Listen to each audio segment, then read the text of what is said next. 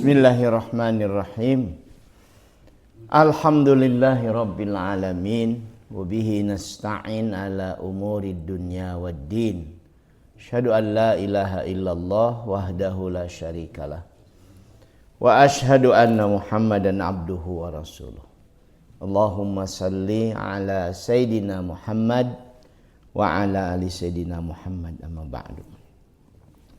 Jamaah subuh yang Allah muliakan, bapak-bapak yang saya hormati, alhamdulillah kita sedang berada di minggu ketiga ya, minggu keempat bahkan, bulan Sya'ban, minggu ketiga bulan Sya'ban.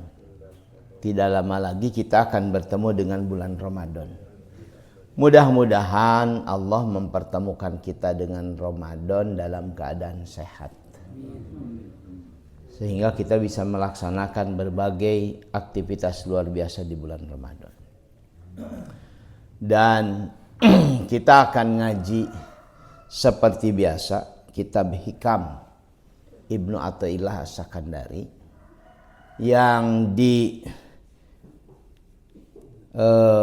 kalam bagian ke-20-an ini memang beliau yang saya maksud Ibnu Athaillah sedang mengajak kita untuk makin masuk ke dalam ilmu tasawuf, sehingga mungkin bapak-bapak akan bertemu dengan istilah-istilah, dengan narasi-narasi yang boleh jadi tidak akrab dengan aktivitas atau narasi keberagaman secara umum. Mari kita lihat kalam ke-23, hikmah ke-23. Ibnu Athaillah menyatakan, talabuka minhu ittihamun lahu wa talabuka lahu aibatun anhu minka wa talabuka li ghairihi likillati hayaika minhu wa talabuka min ghairihi liwujudi bu'dika anhu. Ini kalimat yang memang kalau saya nggak mengandalkan syarahnya, syarah itu penjelasan kitab Hikam, sulit Pak memahaminya. Pertama karena memang menggunakan istilah-istilah yang tidak umum sebagai upaya kepada kita untuk menyelami lebih jauh. Apalagi kalau kemudian kita tidak memahami makna-maknanya. Tuntutanmu sebagai seorang yang sedang menempuh jalan mendekatkan diri pada Tuhan, tuntutanmu darinya adalah bukti keraguanmu kepadanya. Talabuka minhu ittihamun lahu. Dan tuntutanmu kepadanya, talabuka lahu aibatun anhu, justru menjadi bukti aibmu, keburukanmu kepadanya. Tuntutanmu pada selain dia, pada selainnya, talabuka li ghairihi likillati hayaika minhu, justru bukti betapa sedikitnya rasa malumu kepadanya. Wa talabuka min ghairihi liwujudi bu'dika anhu, dan tuntutanmu dari selainnya bukti jauhmu darinya. Padahal dalam Al-Quran banyak sekali ayat yang menyuruh kita orang beriman, hamba Allah, untuk meminta kepada Allah, menuntut. Ayat yang paling favorit yang bapak-bapak hafal ketika Allah dalam Quran surat Al-Baqarah menjelaskan tentang keadaannya, posisinya sebagai yang maha memenuhi permintaan. Ud'uni astajib lakum. Kamu bermohon, berdoa kepadaku, astajib lakum, ku penuhi permohonanmu. Tapi dalam kalam ke-23 ini Ibnu Athaillah justru sedang menjelaskan bisa jadi tuntutan kita sebagai seorang hamba kepada Allah itu tidak jadi baik, tapi jadi indikator tentang posisi kita kepadanya. Mari kita lihat penjelasan. Saya menggunakan dua syarah. Syarah yang pertama adalah karena kebetulan dikirimi kawan Kiai Saleh Darat, disebutnya itu ulama awal Nusantara. Beliau termasuk gurunya Ibu Kartini. Jadi kalau bapak-bapak membaca bukunya Ibu Kartini, Habis Gelap Terbitlah Terang, itu salah satunya karena beliau ngaji secara secara serius kepada Kiai Saleh Darat. Ibu Kartini itu kan tidak bisa bahasa Arab, tidak pernah paham isi Al-Quran, hanya hafal sajalah bacaan-bacaan Al-Quran karena dalam sholat dan sebagainya. Tapi ketika ngaji kepada Kiai Saleh Darat dengan bahasa Jawa menjelaskan tentang Al-Fatihah dan lain sebagainya. Dan itu seperti aha moment bagi banyak peneliti yang demikian lama misalkan melakukan pencarian. Jadi saya menggunakan satu di antara dua kitab syarah yang saya pakai adalah Kiai Saleh Darat. Jangan ragu kepada Allah, jangan ragu kepadanya. Apa yang Allah muliakan, ketika seorang murid, orang yang berkehendak mendekatkan dirinya kepada Allah, dia sedang berikhtiar nih mendekatkan diri. Tapi dia disibukkan dengan hal-hal, ketika seorang murid disibukkan dengan hal-hal yang mendekatkan dirinya ke hadirat Allah, jangan lagi disibukkan dengan selainnya. Jangan menyibukkan diri dan hatinya dengan permohonan-permohonan tentang rezeki. Kalau Anda sedang berikhtiar mendekatkan daripada Allah, di mana kemudian pikiran kita, hati kita, aktivitas kita diikhtiarkan untuk melaksanakan perintahnya, menjauhi larangannya, bahkan bukan cuma perintahnya, anjurannya pun kita lakukan. Dan dalam hadis qudsi diriwayatkan oleh Imam Muslim disebutkan, ketika hambaku mendekatkan dirinya kepadaku dengan melaksanakan kewajiban, dengan melaksanakan yang nawafil, yang sunnah, maka aku menjadi tangannya yang dia gunakan untuk mengambil, memegang. Aku jadi kakinya yang dia gunakan untuk berjalan dan berlari. Aku menjadi matanya. Ini kan kalau tidak dijelaskan konteksnya bisa menimbulkan misunderstanding.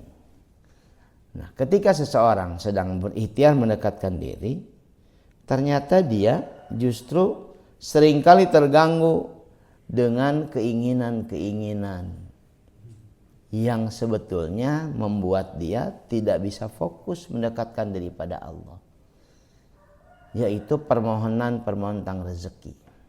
Talabuka minhu, tuntutanmu dari dia akan tadi rezeki. Mungkin kalau rezekinya banyak bisa beribadah lebih khusyuk. Kan sering jadi alasan kita, Ustadz kalau saya punya rezeki banyak mungkin lebih nyaman saya beribadah. Bisa setiap waktu saya ke tanah suci, bisa setiap waktu saya bersedekah. Ittihamun lahu, justru itu jadi pertanda betapa engkau menyangsikannya. Kenapa menggunakan kata ittiham, ragu, sanksi? Kamu sanksi kebutuhanmu akan dicukupinya. Kamu ragu, dia akan memenuhi keinginanmu jika tidak kamu sampaikan lewat permohonan dalam munajat-munajatmu.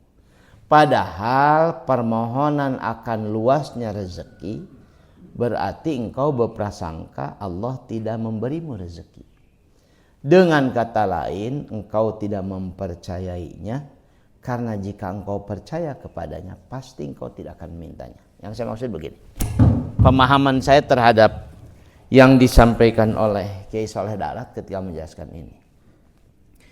Kalau seseorang demikian yakin pada Allah akan memenuhi segala kebutuhannya, maka permintaan terhadap rezeki, kebutuhan-kebutuhan kita tidak lagi relevan. Saya perkuat lagi dengan analogi. Bapak-bapak yang Allah muliakan, andaikan ya, besok hari Minggu saya mengundang bapak-bapak untuk datang di resepsi khitanan cucu. Misalkan saya mau khitan cucu, saya undang bapak-bapak, dan bapak-bapak punya waktu luang dan sebagainya, kemudian bersepakat datang.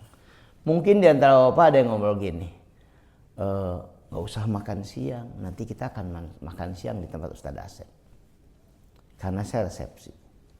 Dan bapak, iya ya, pastilah tidak akan makan.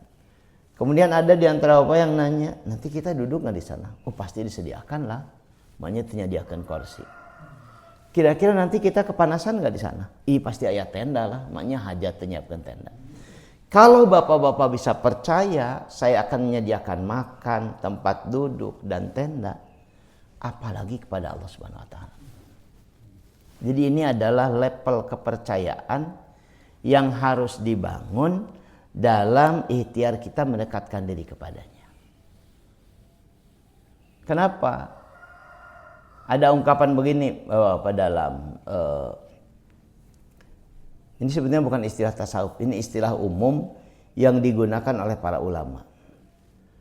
Hasanatul abrar, sayyiatul muqarrabin. Hasanatul abrar itu artinya perbuatan baik orang biasa. Perbuatan baik itu sholat, menolong orang, zakat, umroh, haji. Hasanatul abrar, perbuatan baik orang-orang biasa.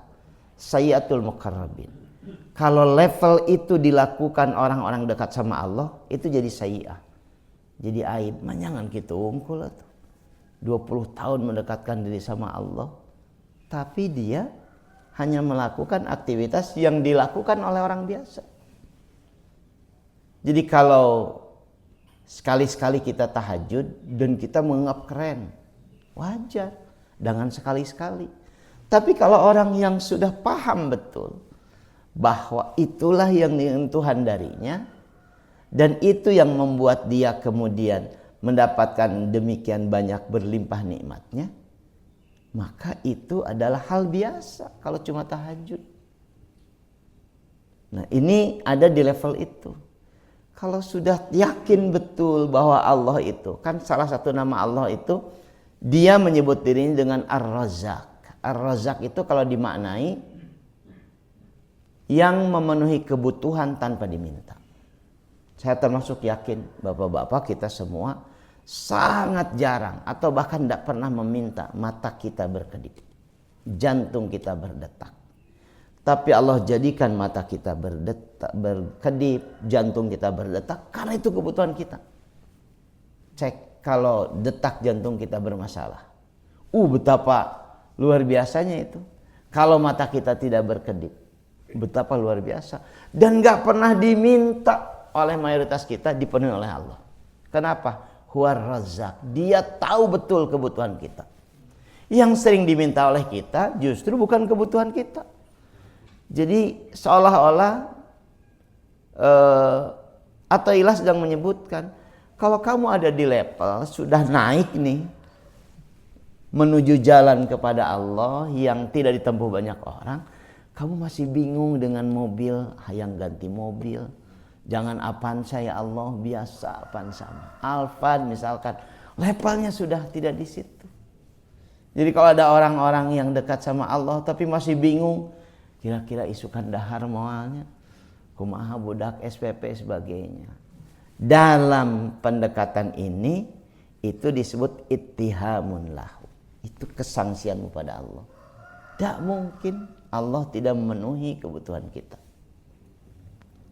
Jadi memahaminya seperti itu. Karena kalau dipahaminya salah, seolah-olah kan bertentangan dengan perintah Quran untuk munajat. Kemudian yang tadi, ketika kita berhubungan dengan Allah, harus demikian kuat rasa malu yang kita miliki. Kenapa demikian?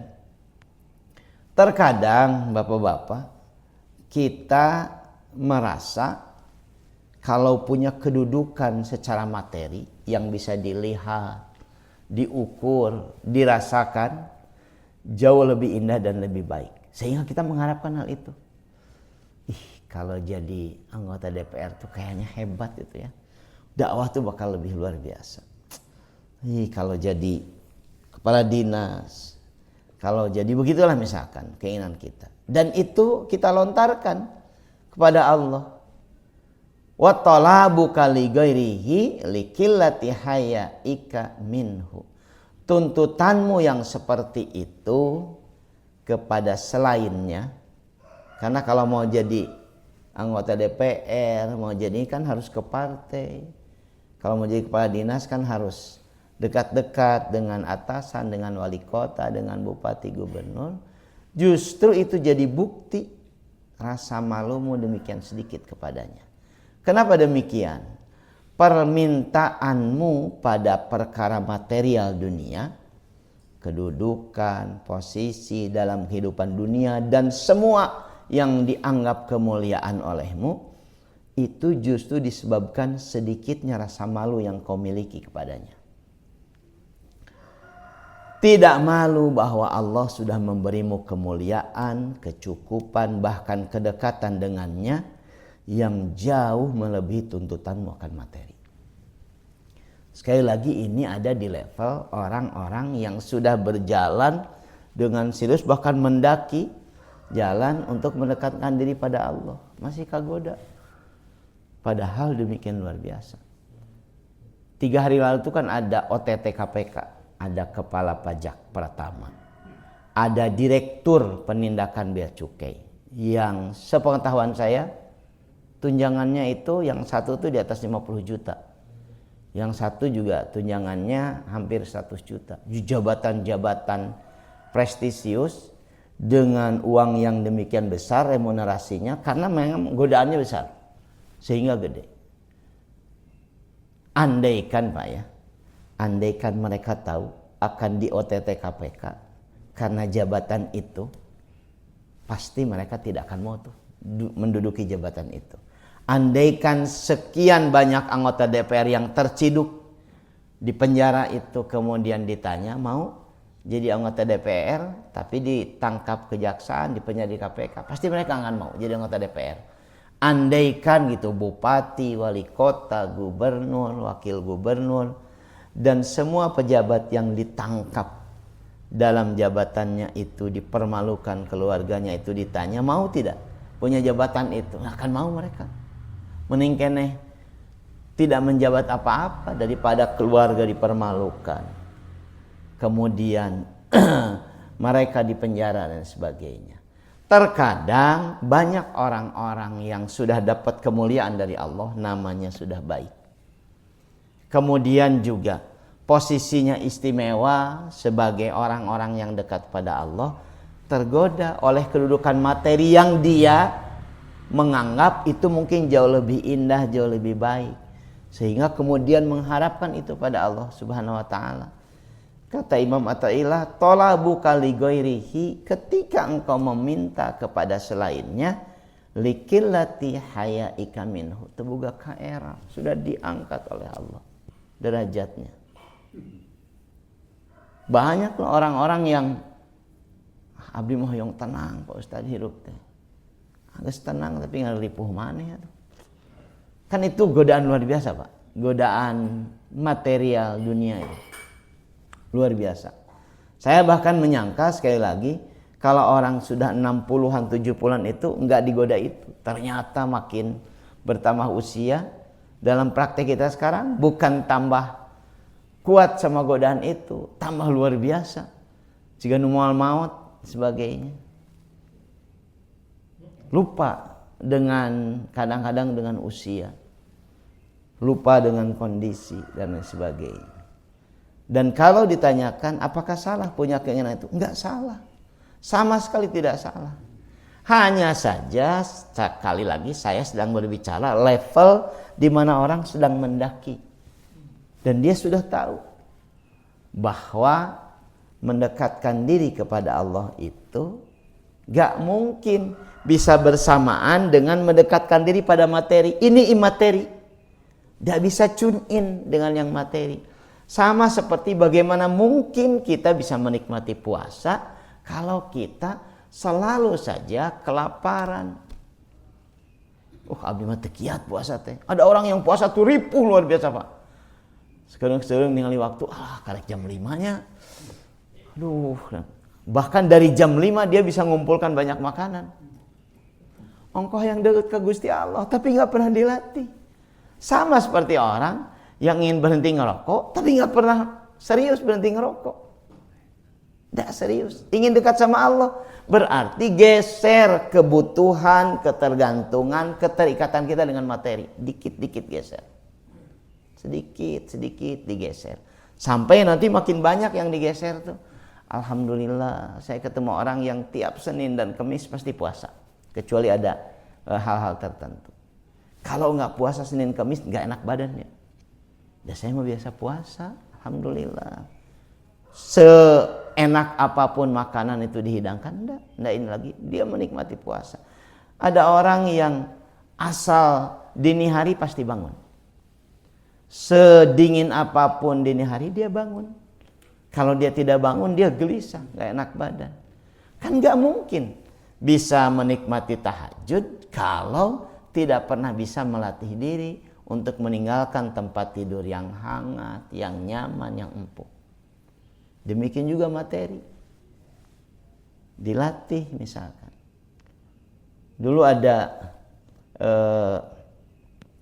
orang yang menikah sampai dengan usia 40-an tahun, dan di usia 40-an tahun dia kemudian ikut ya katakanlah semacam sosialisasi undang-undang pers gitu. Jadi dia karena dia pemimpin redaksi dari satu penyiaran broadcast, kemudian diundang oleh pemerintah Kominfo untuk mengikuti sosialisasi 3 hari 2 malam di Bandung Utara, mungkin di Lembang saya lupa. Di sana dia ketemu mayoritas 90% para pemilik media, para pemimpin redaksi itu orang-orang sepuh, usia 60-an ke atas. Dan dia menyaksikan mereka masih semangat dan sebagainya. Muncul pertanyaan pada yang bersangkutan. Saya nanti kalau sudah usia segitu, apa masih bisa menikmati hidup? Sampai dia nanya ke saya, adakah Ustadz dalam agama yang lebih nikmat selain seks? Adakah yang lebih nikmat selain makanan yang demikian nikmat? Adakah yang lebih nikmat selain kesehatan yang demikian prima? Kan mungkin sulit menjawabnya. Tapi bagi orang-orang tertentu nanti ada yang jauh lebih nikmat ketimbang itu semua. Kan banyak orang yang, kalau istilah Sigmund Freud itu, kita ini kan punya ego, id dan super ego. Sejak kecil itu ada fase-fase dalam hidup kita. Ada fase yang disebut dengan fase oral, semua dimasukkan oleh anak, oleh cucu kita tuh ke mulutnya. Yang kotor, yang bersih masukkan. Fasenya memang di situ. Jadi ingin masuk semua. Kemudian nanti berkembang dia, nambah bulan, nambah tahun. Jadi fase genital, mempermainkan kemaluannya dan sebagainya. Terus, demikian juga kita dalam berinteraksi dengan Tuhan. Kita mungkin melalui fase yang biasa, fase oral. Segala didahar, yang nanti kan dahar, barang dahar. Allah kemudian melatih kita supaya levelnya meningkat fasenya dengan puasa. Ada yang gak kuat dengan puasa dan sebagainya. Bahkan ada yang istilah Freud itu fiksasi. Fiksasi itu terlambat, harusnya sudah pindah fase, ini masih di sini. Geus aki-aki, geus kolot, masih kena fase genital, masih saja urusan kemaluan dan sebagainya. Sehingga disibukkan urusan 60-an, 70-an dengan bulak-balik nyari yang muda, nyari yang cantik dan sebagainya. Gak selesai. Nah, ada fase, namanya fiksasi. Kita kehilangan momentum untuk bisa naik level. Apa naik level itu? Seharusnya di usia sekian fase yang kita nikmati fase spiritual. Jadi makin senang di masjid, jadi makin senang baca Quran, jadi makin senang dengan aktivitas-aktivitas yang membuat dia semakin sering melakukan perenungan dan lain sebagainya. Karena itu kalau orang dari fase itu, tidak menyebutkan usianya, tuntutannya masih hal demikian, kata Athaillah, qillati haya'uka minhu. Itu berarti kamu nggak punya sedikit rasa malu yang kamu miliki kepadanya. Udah demikian luar biasa diberikan kenikmatan. Dan ujungnya kemudian dalam kalam ke-23 ini harus sampai kita pada keyakinan tidak ada apapun siapapun yang setara dengannya. Kenapa demikian? Terkadang bapak-bapak yang Allah muliakan, kita terjebak pada satu keadaan di mana kita harus meminta pertolongan pada selain dia dalam banyak hal. Sakit, mungkin kebutuhan materi yang mendesak dan sebagainya. Semakin sering itu terjadi, kata Imam Athaillah, talabuka min ghairihi liwujudi bu'dika anhu. Tuntutanmu dari selain Allah bukti bahwa kamu memang masih jauh darinya. Kenapa demikian? Semakin sering meminta dari selainnya, semakin jauh dirimu dari Allah. Kenapa demikian? Permintaan yang kamu tujukan kepada selainnya dengan memohon atau meminta suatu perkara dunia pada makhluk, dan kamu tidak merasa meminta pada sama makhluk, padahal kamu sedang melupakan Tuhanmu, itu disebabkan jauhnya dirimu dari Allah. Sebab jika kamu merasa dekat dengannya, kamu tidak akan meminta pada selainnya. Terkadang, apa misalkan? Saya gunakan contoh. Banyak di antara kita yang punya sakit, yang sakitnya memang butuh treatment dari dokter. Kadang-kadang sampai itu pada orang-orang seperti itu, abdi mah Pak mun teu ditangani dokter eta moal cager. Sehingga ketika sakit abdi mah kedah ka dokter meh cager. Terus nih batuk nih nggak sembuh-sembuh, saya harus ke dokter biar sembuh. Bergeser itu. Keyakinannya pada Allah yang mau menyembuhkan jadi pada dokter yang menyembuhkan. Saya bersyukur punya pengalaman jadi narasumber majelis dokter, dan berkali-kali saya mengalami, bukan sekali dua kali, mungkin 7, 8, 9, 10 kali, di mana nggak jadi ngaji karena dokternya kabeh gering, sakit semua.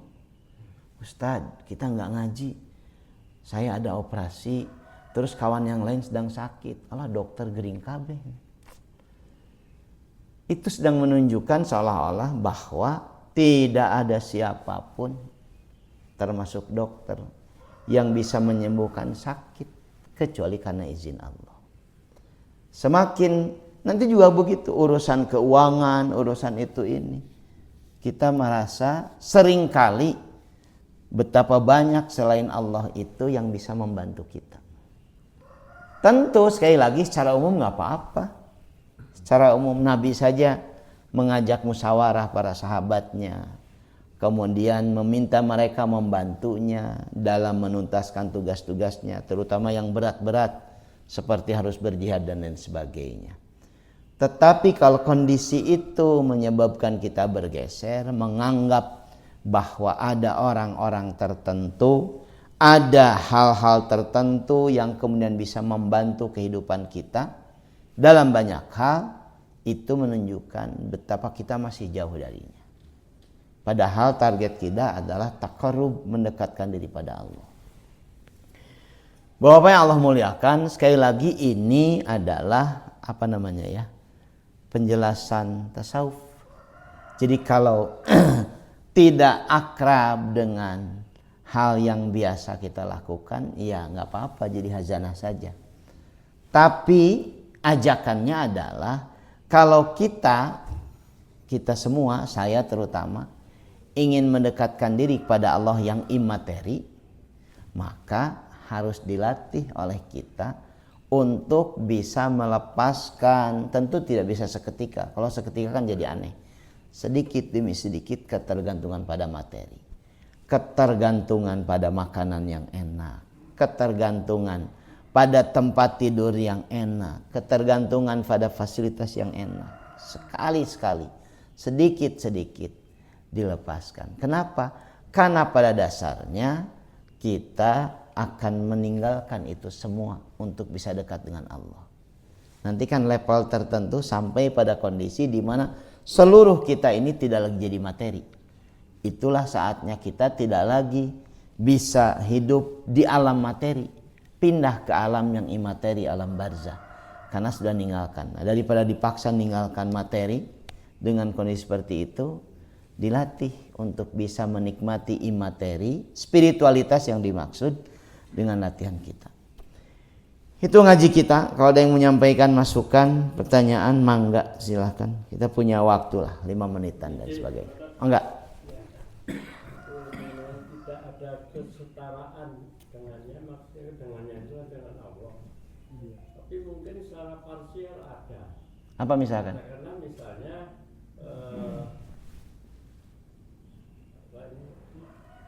yang mata satu itu kan punya kemampuan untuk menghidupkan yang mati. Dajjal. Ya, di antaranya itu. Barangkali mohon penjelasan. Saya 2 hari lalu Pak ketika baca kitab ini membaca nonton di YouTube diinformasikan kawan tentang yang dilakukan sebagian ilmuwan di Cina. Mereka berhasil Pak menggunakan beberapa ekor tikus. Tikus yang satu dipotong kepalanya, tikus yang satu juga dipotong kepalanya, kemudian ditukarkan. Tikus, katakanlah tikus hitam dengan tikus putih dipotong kepalanya, tukarkan, pasangkan ke tikus hitam dipotong kepalanya, tukarkan, pasangkan ke tikus putih dan hidup. Sampai mereka pada kesimpulan, oh bisa tuh hidup walaupun tidak bertahan lama, hanya karena 1 hari. Sekarang itu di dunia medis, sebagian para medis yang demikian luar biasa sudah hampir sampai pada pengetahuan bahwa manusia bisa dia ciptakan, kehidupan bisa dia ciptakan, cloning, apalagi namanya, mungkin besok ketemu istilah. Dan walaupun dilarang, di seluruh dunia kan dilarang cloning manusia, tapi saya yakin dilakukan bagi orang punya duit sebagai, karena dibutuhkan. Nanti kalau saya sakit jantung, saya sakit organ tubuh dalam yang demikian sulit kan donornya sebagainya, dengan punya cloning mereka bisa lakukan itu dan sebagainya. Sekarang orang sudah sampai, sehingga muncullah pemahaman bisa tuh dalam tanda kutip jadi Tuhan. Ini adalah bagian keyakinan orang beriman dari sejak Nabi diturunkan sampai nanti kiamat menjelang. Tidak boleh ada keyakinan sedikit pun dalam benak orang beriman ada yang setara. Bisa tuh dia termasuk Dajjal. Dijelaskan dalam banyak hadis seolah-olah dia bisa menghidupkan dan sebagainya. Kan memang ujian terbesar orang beriman itu. Takjub pada selain Allah. Kita punya tetangga Pak, baik. Saya punya tetangga baik sekali. Kalau dia jalan-jalan kemana aja tiba-tiba datang, Ustad, hoyong kaangonya ngasih baju. Ustad, hoyong katuang sebagai baik. Sehingga saya respect betul sama dia. Tapi saya dengar ceramah Gus Baha menyebutkan, kadang-kadang kita terjebak menganggap demikian baik orang. Allah sejak kita belum lahir sampai hari ini tidak pernah berhenti memperlakukan kita dengan baik. Gak menganggap Allah baik, biasa aja. Kadang-kadang sholat seenaknya, bajunya seenaknya, tampilan seenaknya. Tapi ketika ketemu dengan, dia baik, saya dulu jadi pejabat, dia yang mengusulkan sebagainya. Kita berhutang luar biasa sama orang tertentu, tapi nggak punya perasaan yang sama pada Allah. Kata Gus Baha, gagal tuh kita jadi seorang muslim yang baik. Dan perasaan itu kan muncul dalam sisi manusiawi kita. Ia mau bagir pisan ke orang, dia baik luar biasa sehingga diingat dan lain sebagainya. Lupa kita bahwa ada yang maha baik, ada yang maha luar biasa. Tidak pernah kalau ada hitungan lebih ini dari detik, mungkin sedetik pun tidak pernah melupakan kita. Jadi ini keyakinan. Tidak boleh ada yang kita anggap setara. Karena tidak ada yang setara, kita nggak akan membutuhkan dia seperti kita butuh pada Allah. Ada yang ngasih udara sama kita gratis? Selain Allah nggak ada. Bapak beli oksigen, mahal itu. Tabung kecil aja. Untuk seharian, nggak sampai sehari, bahkan mungkin cuma 12 jam, 250.000, segede gini. Tabung besar. Jadi andaikan oksigen oleh Allah dipungut bayaran, bangkrut kita semua, Pak. Nggak punya kemampuan kita untuk membayar itu. Tidak ada yang setara. Dalam konteks begini, Anda tasawuf macam ini, bagaimana kita memahaminya? Umat masih bodoh, miskin, masih menerima serangan pajak 50.000, dampaknya ke politik, ke ekonomi. Masjid di banyak tempat masih kosong, dan baca Quran masih sekian persen yang bisa baca Quran.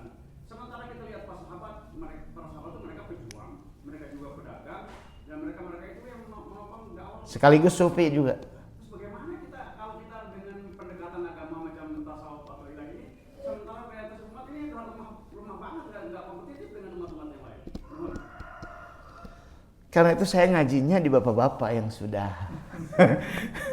rada susah kalau di pesantren itu nggak diajarkan, Pak.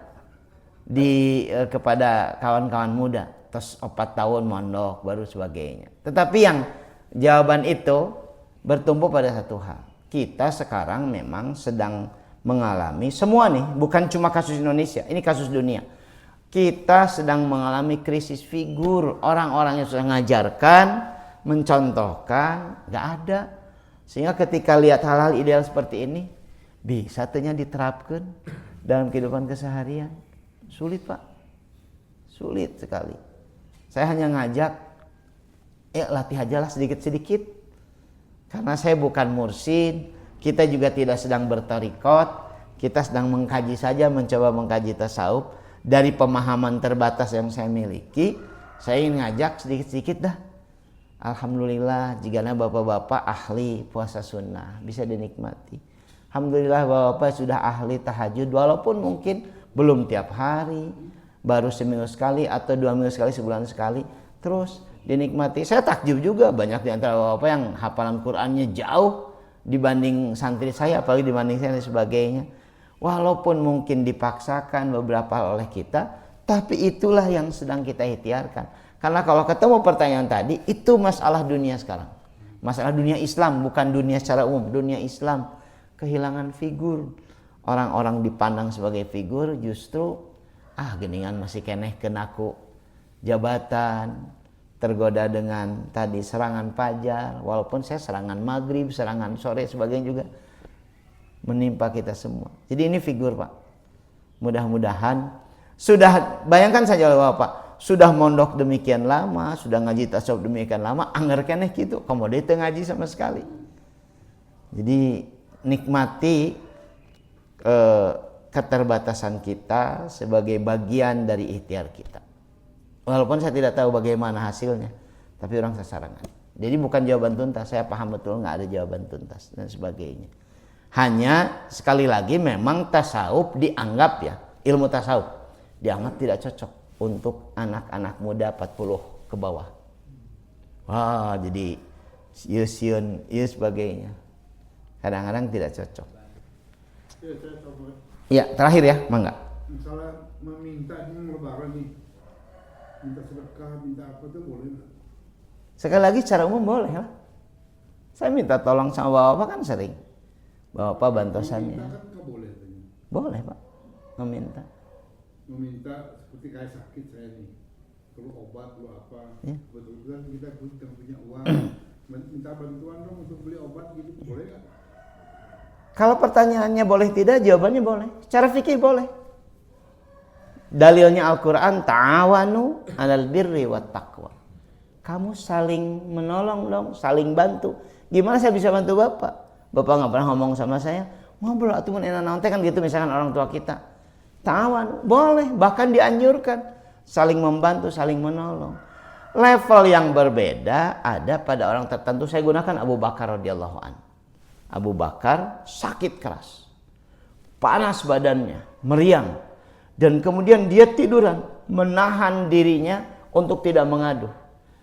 Putrinya yang istri Nabi khawatir. Beliau kemudian menyampaikan pada Nabi, ya Rasul, ayahku sedang sakit demam, badannya panas, apa yang harus kulakukan? Nabi nengok Abu Bakar, mertuanya, ya Abu Bakar, kenapa engkau tidak minta tolong aku? Carikan tabir, kata Abu Bakar, aku malu kepada Allah. yang sudah memberikanku nikmat, kesehatan sebagai demikian lama, karek gering panas wungkul minta tolong ke Allah. Gitu loh. Jadi boleh ya? Boleh, sudut pandang yang berbeda. Kalau saya kan memang nggak malu, minta dia sama Allah. Nggak baik gitu. Kenapa? Menurut hadis nggak baik katanya. Bagus lah. Saya Rasulullah kan bilang, Sebagainya. Minta tolong sama Nabi. Bapak butuh dokter, saya kenalkan dokter hikmat. Dan sebagainya. Artinya boleh Pak, tetapi ada level di mana orang harus berlatih. Bisakah dia ada di level yang makin sedikit ketergantungannya kepada manusia? Jadi kayak saya kan ujur nih, nggak ada penghasilan, nggak ada apa-apa. Ada penghasilan pensiun kan? Nah itu aja. Ya, jangan sampai hilang nanti, insya Allah. Kalau Ada. pensiun untuk makan lah. Kalau untuk untuk sedekah atau apa kan mungkin. Jawabannya boleh Pak? Boleh. Boleh. Makasih. Jawabannya. Mudah-mudahan kita bisa menikmati sekali lagi makin dekat pada Allah. Bapak itu ngaji kita, mudah-mudahan manfaat. Insya Allah kita sambung di waktu yang akan datang. Aku lu qouli hadza astagfirullah wa lakum.